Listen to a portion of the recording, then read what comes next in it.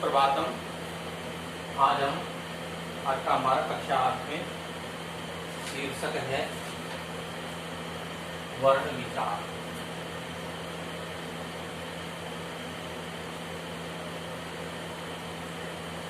वर्ण विचार।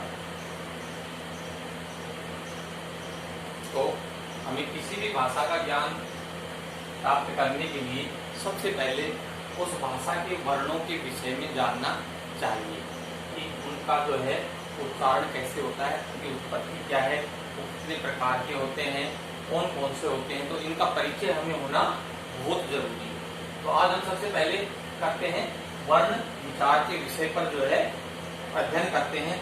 तो इसके अंदर जो है वर्ण जो है वो 3 प्रकार के होते हैं: स्वर, व्यंजन और अयोगवा। ठीक है। तो सबसे पहले जो है हमारा पहला है स्वराः,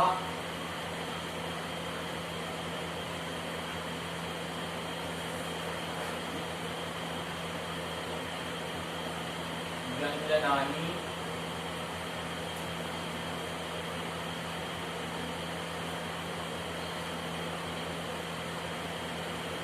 अयोगवाहौ। ठीक है। 3 प्रकार के जो है हमारे वर्ण होते हैं: स्वर, व्यंजन और अयोगवा।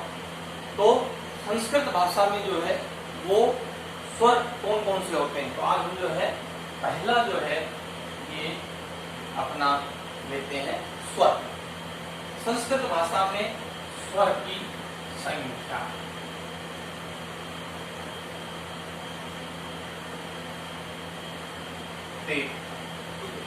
संस्कृत भाषा में स्वर जो है वो 13 माने गए हैं।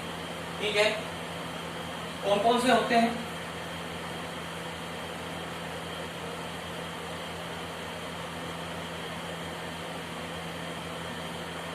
स्वर जो है वो कौन कौन से होते हैं? तो इसके अंदर जो है पहला है ह्रस्व।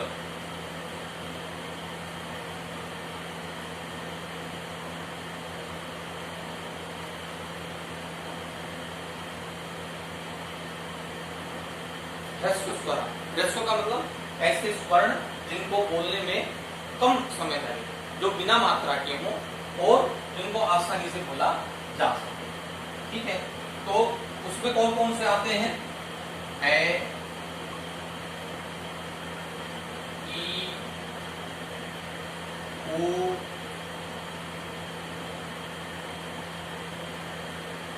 री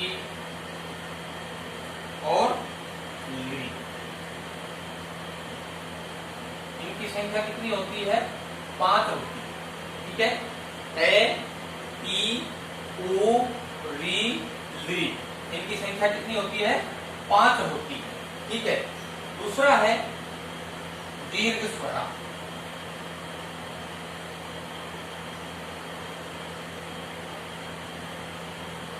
अर्थात दीर्घ स्वर, जो दीर्घ बड़ा, जो जिनको बोलने में भी थोड़ा टाइम ज्यादा लगे, जिनके अंदर मात्राओं का प्रयोग हुआ है और जिनको जो है थोड़ा जोर लगा करके उच्चारित किया जाता है। तो वो दीर्घ कौन कौन से हैं? आ, ई, उ, आ, ई, उ, री,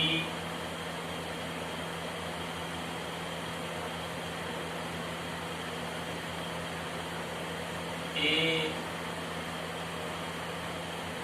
आई, ए, आई, ओ और औ। इस प्रकार से आ, ई, ओ, री, ए, आई, ओ, औ। कितने हो गए ये? 1 2 3 4 5 6 7 और 8। और इनकी संख्या जो है कितनी होती है? 8 होती है। इन दोनों को मिला करके और जो है कितनी हो गई? 13। इसी प्रकार से हमारे स्वर कितने होते हैं? संख्याओं में 13 होते हैं। ह्रस्व स्वर ए, ई, उ, री, ली 5। दीर्घ स्वर आ, ई, उ, री, ए, आई, ओ, औ 8। 8 और 5 13। तो स्वर कितने होते हैं? 13 होते हैं। अब आता है हमारा दूसरा व्यंजन। दूसरा हमारा टॉपिक आता है व्यंजन का।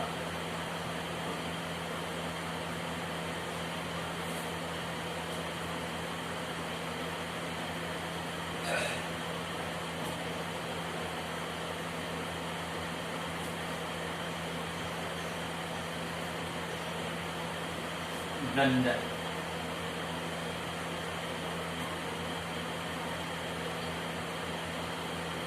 व्यंजन कौन से होते हैं?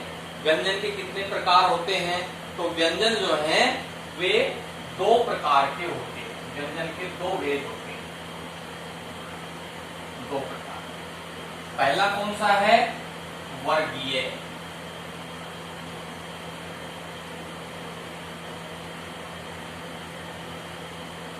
व्यंजनानी, ठीक है, वर्गीय व्यंजनानी। और अवर्गीय,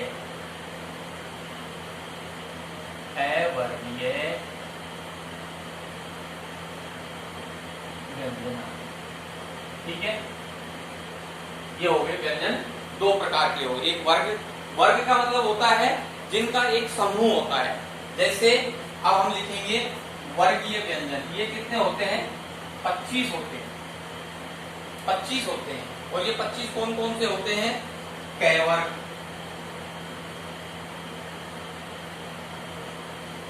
तो कै वर्ग के अंदर कौन कौन से व्यंजन आते हैं ये एक बार यहां लिख देते हैं। कै वर्ग, कै वर्ग में कौन कौन से व्यंजन आते हैं? कै, है, वे, है और अड़े। और अब इनको जो है सबको हलंत कर दीजिए। कै, है, वे, है और अड़े। उसके बाद में आता है चय वर्ग। चय वर्ग में कौन कौन से वर्ण आते हैं? चय, है, जय, है और ये, ठीक है। ये हो गया आपका चय वर्ग। चय, छय, जय, झय और ये। उसके बाद में आता है तय वर्ग। तय वर्ग में कौन कौन से वर्ण आते हैं? तय, है, डे, है और ने। तय, है, डे, है और ने। फिर आता है हमारा तय वर्ग। इसमें कौन कौन जाएंगे? कै, चय, कै, तय, तय। तय वर्ग तय, है, दे, है और ने, ठीक है। ये हो गया कै वर्ग हो गया, चय वर्ग हो गया, तय वर्ग हो गया और तय वर्ग हो गया। उसके बाद में आता है पय वर्ग।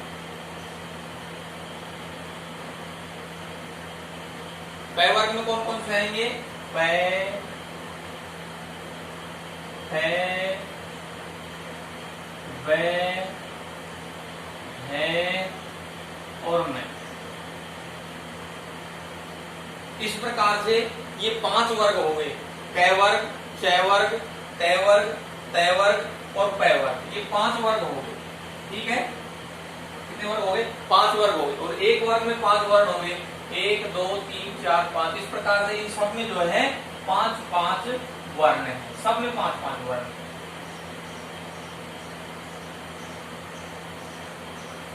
एक, दो, तीन, चार। और इस प्रकार से इनकी संख्या कितनी हो गई? 25, ठीक है। तो जो वर्गीय व्यंजन है वो कितने हो गए?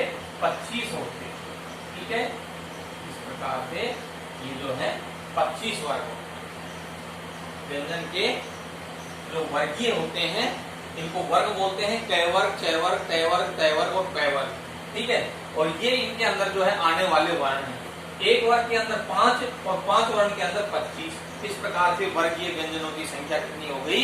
25 हो गई। अब आता है हमारा अवर्गीय व्यंजन। अवर्गीय व्यंजन कौन कौन से होते हैं? इसके अंदर जो है 2 प्रकार के वर्ण जिनका कोई वर्ग नहीं होता, वो बिना वर्ग के होते हैं। ठीक है, और उनका उच्चारण स्थान भी अलग अलग वर्ण का अलग अलग होता है। तो इसके अंदर एक होता है अंतस्था। अंतस्था अर्थात जो मुख के आंतरिक भाग से उच्चारित किए जाते हैं वो अंतस्थ वर्ण कहलाते हैं। इनकी संख्या होती है 4। तो अंतस्थ य, रे, ल और व। य, रे, ल और व। ठीक है, इनकी संख्या कितनी होती है? 4 होती है। ये मुख के आंतरिक भाग से बोले जाते हैं। ये है पहला। और दूसरा है ऊष्माणय।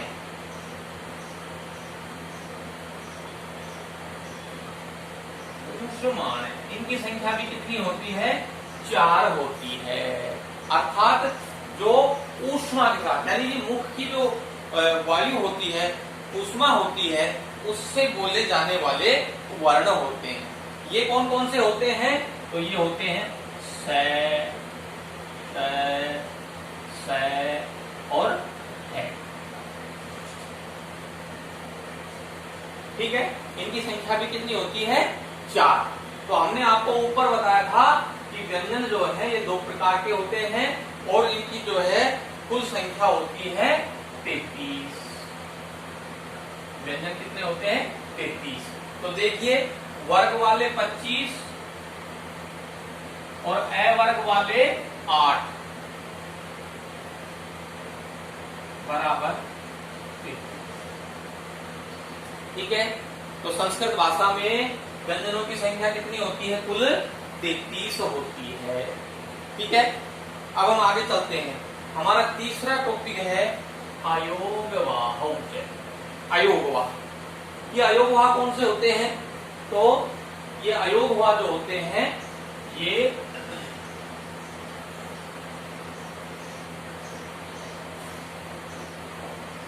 अनुस्वार है। अनुस्वार है। ठीक है, और एक होता है विसर्ग।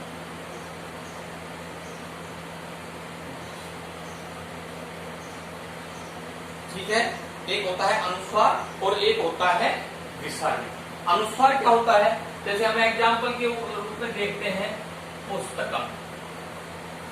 पुस्तकम, ठीक है।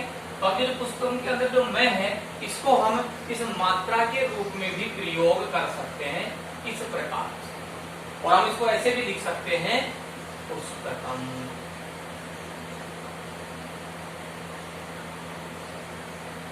ठीक है, तो जो ऐसी बनी हुई आकृति है उसको क्या बोलते हैं? अनुस्वार। ठीक है, ये भी हमारा एक जो है वर्णों का एक भाग है, जिसको अयोगवाह के नाम से हम जानते हैं। फिर दूसरा है विसर्ग। विसर्ग क्या होता है? ऐसी इस प्रकार से 2 मात्राएं लगी हुई होती है, इसको इस आकृति को बोलते हैं विसर्ग। ठीक है, ये शब्द में कहा होता है? कैसा होता है? जैसे बालक है और यहां लगा दिया विसर्ग, यानी कि बालक शब्द के जब हम विसर्ग लगा देंगे तो इसकी ध्वनि भी बदल जाएगी, इसका उच्चारण का जो है तरीका भी बदल जाएगा। तो बालक जो है इसको फिर हम कैसे बोलेंगे? बालक है। तो इस आकृति को क्या बोलते हैं? विसर्ग बोलते हैं। ठीक है, तो ये है हमारा स्वर हो गया, व्यंजन हो गया और अयोगवाह हो गया। इनको आप ध्यान से उतार लीजिए, ध्यान से देख लीजिए। इसके बाद में जो है अब हम चलते हैं कि कौन सा वर्ण जो है मुख के कौन से भाग से उच्चारित किया जाता है। तो अब हम आते हैं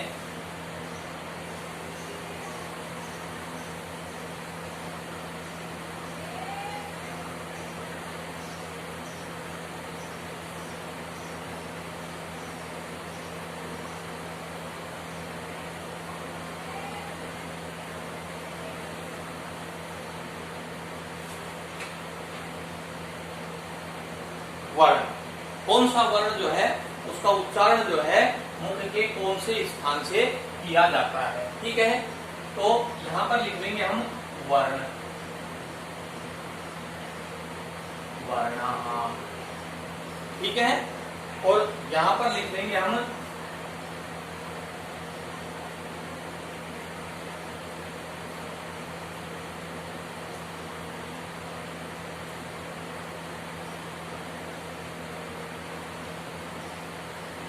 उत्पत्ति स्थान।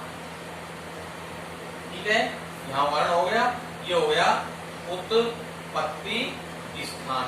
और इनको जो है क्या बोला जाता है, यानी कि इन वर्णों की संज्ञा।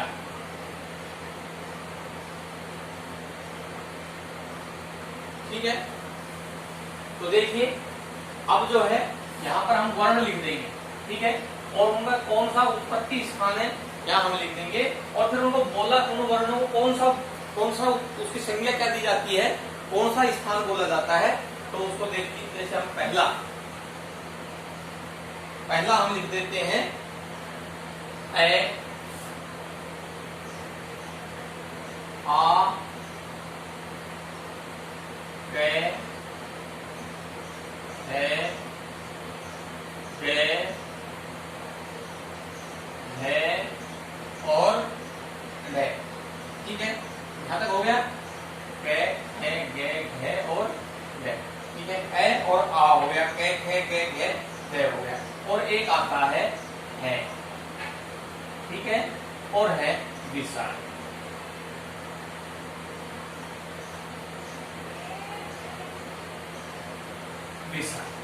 ठीक है, तो ये जो वर्ण है इनका उत्पत्ति स्थान कौन सा है, यानी कि इनका जन्म कहां से हुआ है, इनकी उत्पत्ति कहां से हुई है, तो इनको हम बोल देंगे कंठ है। अर्थात इनको जो है कंठ से बोला जाता है, और जो है इनको हम जो है क्या बोलेंगे, कंठ है।